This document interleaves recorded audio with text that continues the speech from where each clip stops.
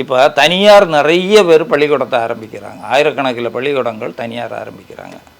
தமிழ்நாடு அரசு எங்கேயாவது அரசு பள்ளிக்கூடம் ஆரம்பித்து நீங்கள் கேள்விப்பட்டிருக்கீங்களா? மூடுவாங்க, அவங்க நிறைய இடத்துல மூடின்னு வராங்க.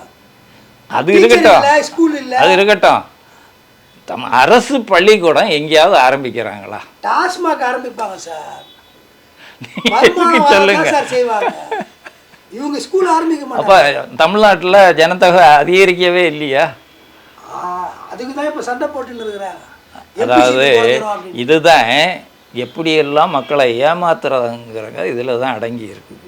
இப்போ இதெல்லாம் வந்து நீங்கள் ஒரு அரசு பள்ளிக்கூடம் எனக்கு தெரிஞ்சு ஒரு வேளை ரகசியமாக எங்கேயா எந்த ஊர்லேயும் ஆரம்பிச்சிருக்கிறாங்களா என்னன்னு தெரியாது. அரசு பள்ளிக்கூடம் ஒன்று கூட இல்லை. ஏற்கனவே இருந்த அரசு பள்ளிக்கூடங்கள் தான் இன்னும் நடைமுறையில் இருந்துகிட்டு இருக்கு. அதில் ஒன்று ரெண்டு குறைஞ்சிடுச்சு. அது லோயர் லெவலில் உள்ளது, ஆள் இல்லைன்னு சொல்லி மூடினதும் இருக்குது. அது ஒன்று மாணவர்கள் இல்லைன்னு மூடிடுவாங்க, இல்லைன்னா டீச்சர் இல்லைன்னு மூடிடுவாங்க, ஓராசிரியர் பள்ளின்னுவாங்க. அந்த ஓராசிரியர் வரவே மாட்டார். அது எப்படி ஏமாத்துறாங்க தெரியுமா? சொல்லுங்கள்.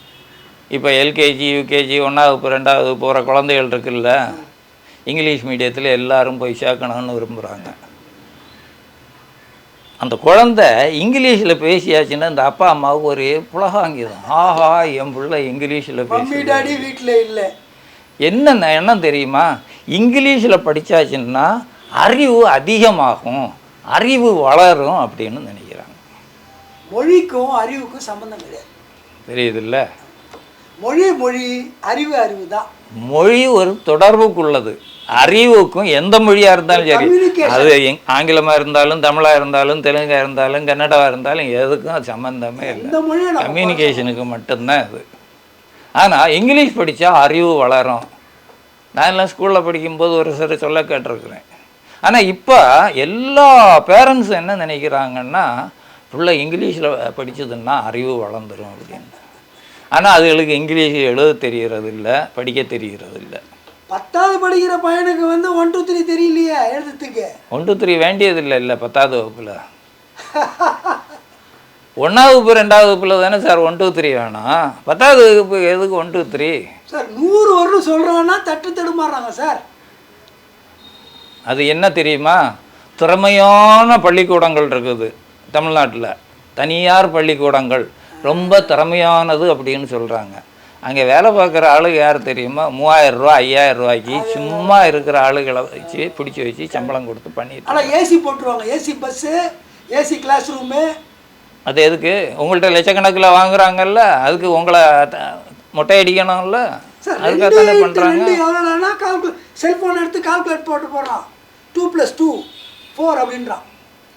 ஏன்னா 2 2 4 தெரியாதானா? நாங்கள் அதெல்லாம் படிக்கல, நாங்கள் வந்து ஆப்ஷனில் விட்டுட்டோம். என்னடா பேச்சு இது? கூட்டலுக்கும் பெருக்கலுக்கும் என்ன வித்தியாசம்? 2 கூட்டல் 2ன்னு போட்டால் 4 வரும், 2 பெருக்கல் 2ன்னு போட்டாலும் அதே 4 தானே வருது. அப்போ பெருக்கலுக்கும் கூட்டலுக்கும் வித்தியாசம் இல்லைன்னு சொல்லாமல் அப்போ பெருக்கல் படிக்க தேவையில்லை, பெருக்கல் வாய்ப்பாடு படிக்க தேவையில்லை, கூட்டல் வாய்ப்பாடு படித்தா மாத்திரம் போதும். அந்த மாதிரி தான் சார் ஆகிப்போச்சு. அதாவது இந்த மாதிரி ஏமாத்து வேலைகள் தான் தொடர்ச்சியாக நடைபெற்றுட்டு இருக்குது. மக்களும் வந்து ஏதோ ஒரு போதையில், அது மது போதையில் இருக்கிறாங்களா இல்லை நமக்கு காசு பணம் வந்துடுச்சுங்கிற போதையில் இருக்கிறாங்களா தெரியாது. ஒரு பொதுமக்களாக நீங்கள் பாருங்கள், இந்த மாதிரி மக்களுக்கு நீங்கள் தான் வந்து விழிப்புணர்வு படுத்தணும். எப்படியாவது வீடியோ மூலியமாவோ ஆடியோ மூலியமாவோ இதை பயன்படுத்துங்க. கண்டிப்பாக இதை பயன்படுத்துங்க. உனக்கே தெரியலையே. இந்த இதுனே நோக்கமே வந்து மக்களிடையே ஒரு விழிப்புணர்வை உருவாக்கணுங்கிறது தான் இந்த வீடியோனுடைய நோக்கம்.